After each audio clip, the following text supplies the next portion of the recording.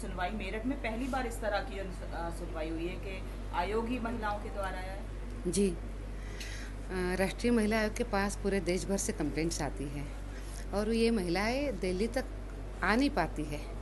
तो ऐसे समय पे उनको तुरंत समय पे न्याय देना एक बहुत बड़ी जिम्मेदारी होती है। तो हमने ये सोचा कि अगर वो नहीं आ पाती है तो हम खुद ही उनके पास जाएंगे और फिर हमने जिलों में और जो डिविजनल प्लेस जो है वहाँ पे हमने जन सुनवाई का आयोजन करना शुरू हुआ। इसी क्रम में आज की मेरठ की ये जन सुनवाई थी। आज मेरठ में बड़ी संख्या में कंप्लेंट्स हमारे पास है। जो इसके पहले ही जो महिलाओं ने दर्ज करी थी उस कंप्लेंट्स को हम आज यहाँ पे लेकर आए हैं और इस कंप्लेंट्स को देखने के लिए आज डिस्ट्रिक्ट कलेक्टर, एसपी, उन्हीं के साथ साथ अन्य अधिकारीगण सभी जो आयोज है वो भी आए हुए हैं। आज किस तरीके की समस्याएं आई हैं आपके सामने? अगर देखा जाए तो कमीशन के पास बहुत गंभीर समस्याएं आई है।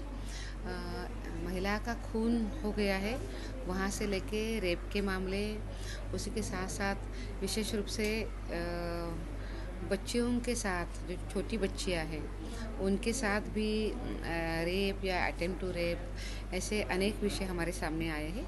इसके साथ साथ जो पारिवारिक जो झगड़े होते हैं ऐसे भी अनेक कंप्लेंट्स हमारे सामने हैं और अभी ये भी देख रहे हैं कि ये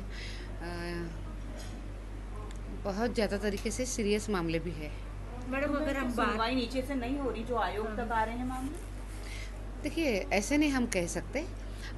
जहाँ जहाँ चाहे आयोग हो, केंद्रीय आयोग जो हमारा है या स्टेट विमेन कमीशन है या पुलिस है या उसी के साथ साथ अन्य व्यवस्था है जो पारिवारिक मामले में फिर फैमिली कोर्ट होता है, ऐसे जहाँ पे उनको जानकारी मिलती है ना वहाँ पे महिलाएं जाती है। अच्छा मैम, अभी आप बता रहे थे कि जगह जगह जाके आप लोग सुनवाई कर रहे हैं इस तरीके से, कई और भी स्टेट में आप लोग गए होंगे। सबसे ज़्यादा जो अगर बच्चों की बात करें या महिलाओं की करें तो वहाँ अब तक की जो आपने सुनवाई करी है वो कौन सी स्टेट है जहाँ सबसे ज़्यादा इस तरीके के मामले सामने आ रहे हैं बच्चों के साथ और महिलाओं के साथ? ऐसा नहीं हम कह सकते, पर ये जो चीज़ें हैं, जो विकृति है, ये आपको दिखाई देती है।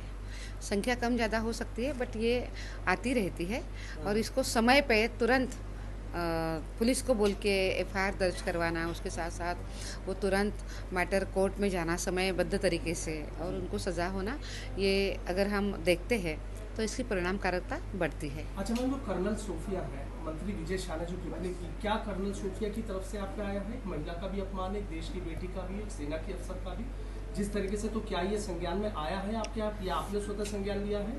इस विषय में हमने सबसे पहले हमने ही पहले इसका संज्ञान लिया है और जो मुझे कहना था वो मैंने बताया है, मैंने लिखा भी है।